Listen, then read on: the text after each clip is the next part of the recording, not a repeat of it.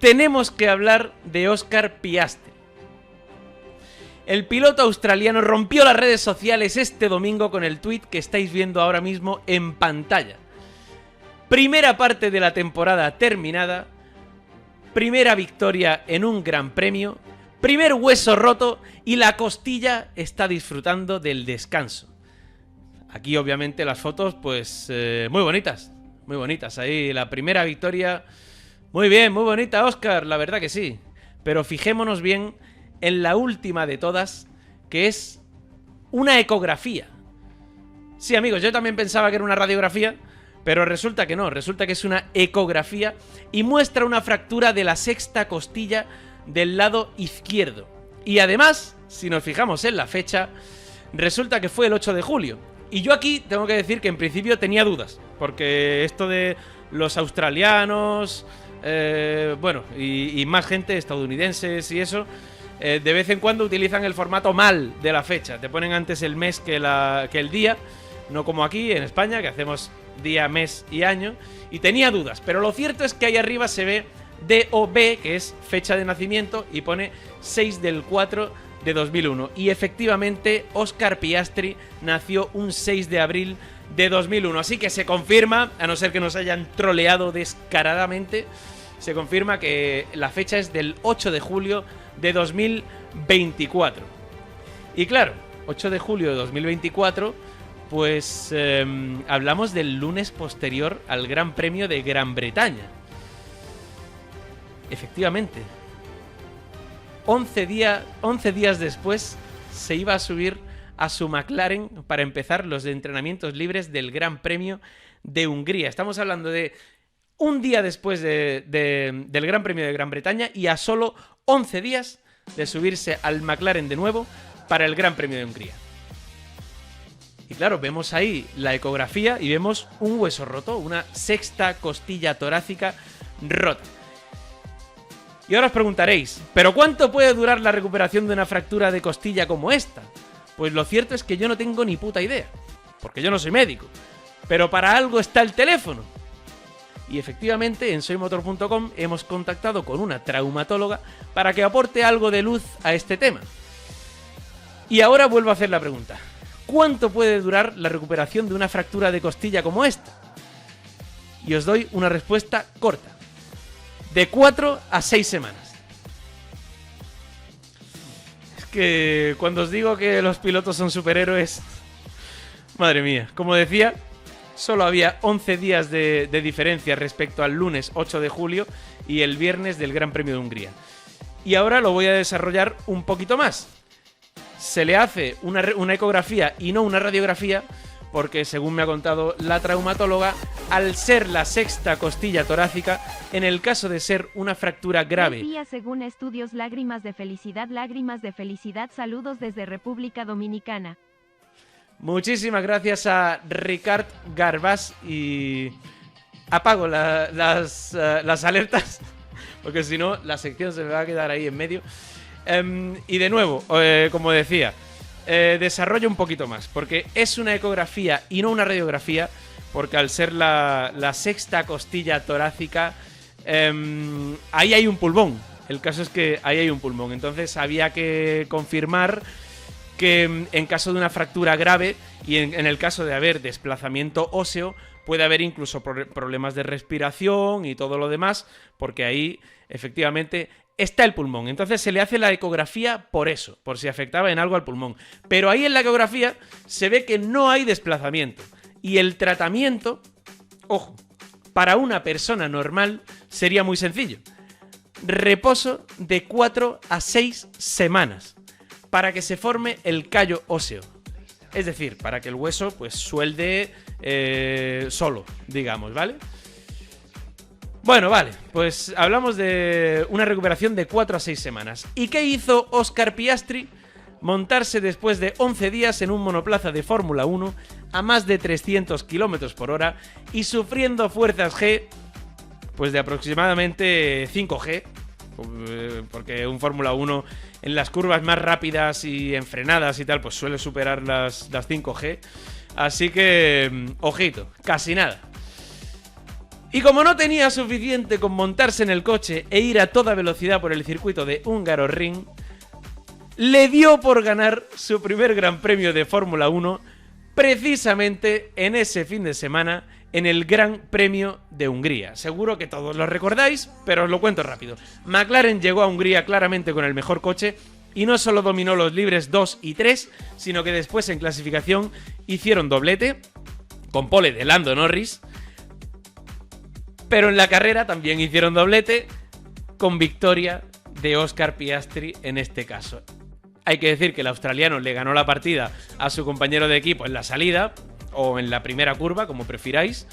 Y aunque McLaren quiso ponerle un puntito de picante a la carrera con aquel undercut innecesario, al final fue Oscar Piastri quien subió a lo más alto del podio y cosechó su primera victoria en un Gran Premio de Fórmula 1. Pero ahí no queda la cosa.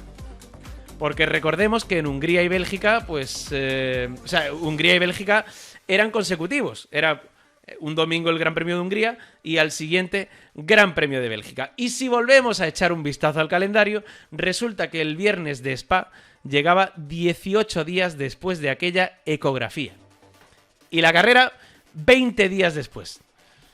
Y claro, vuelvo a recordar que la recuperación eran como mínimo 4 semanas, es decir, 28 días, así que para Spa-Francorchamps tampoco estaba recuperado. ¿Y qué pasó en Spa? Pues efectivamente, mientras que Lando Norris se desvanecía en carrera tras ese error a la salida de la Source en la primera curva de la carrera, él era el único capaz de pelear con los Mercedes por la victoria del Gran Premio y se quedó a solo 6 décimas de Lewis Hamilton. Una vez ya descalificado George Russell, efectivamente. Bestial el piloto australiano. Pero sigamos.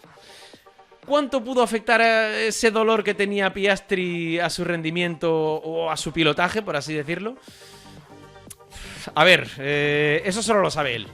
Eso solo lo sabe él porque cada persona es un mundo y hay gente que aguanta mejor el dolor, gente que lo aguanta menos y obviamente estos pilotos pues tienen mucho aguante. Tienen mucho aguante, como se pudo ver en el caso de Carlos Sainz, por ejemplo, también. Pero aquí que lo primero que hay que decir es que la posición de conducción de un Fórmula 1 no es la misma que la de un conductor normal que va con su coche por la calle, por la autovía o por donde sea. Un piloto de Fórmula 1, obviamente, va casi a ras de suelo, prácticamente tumbado, y no solo teniendo que hacer cierta fuerza con la zona abdominal y con la zona del tórax, sino que además reciben una fuerte presión por parte de los cinturones en esa zona abdominal. Esto hay que decir que, bueno, es algo que ya lo explicamos cuando Carlos Sainz fue operado de apendicitis y volvió a correr en Australia, donde, por cierto, también ganó, que es que parece que este año todo el mundo, cada vez que le pasa algo, después gana. Y es bastante curioso.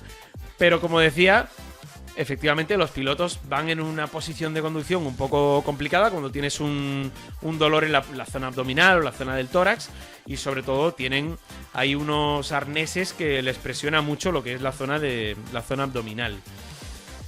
Si tenemos en cuenta ahora que no había pasado ni la mitad del tiempo de recuperación estimado cuando se volvió a subir a un monoplaza, y además, pues eso, toda la posición de conducción, la presión de los cinturones, las velocidades a las que se va en un Fórmula 1, las fuerzas G, la verdad que es una locura. Como digo, no se puede saber exactamente cuánto afectó al rendimiento de Oscar Piastri, pero es una locura lo que tuvo que hacer en el Gran Premio de Hungría para ganar.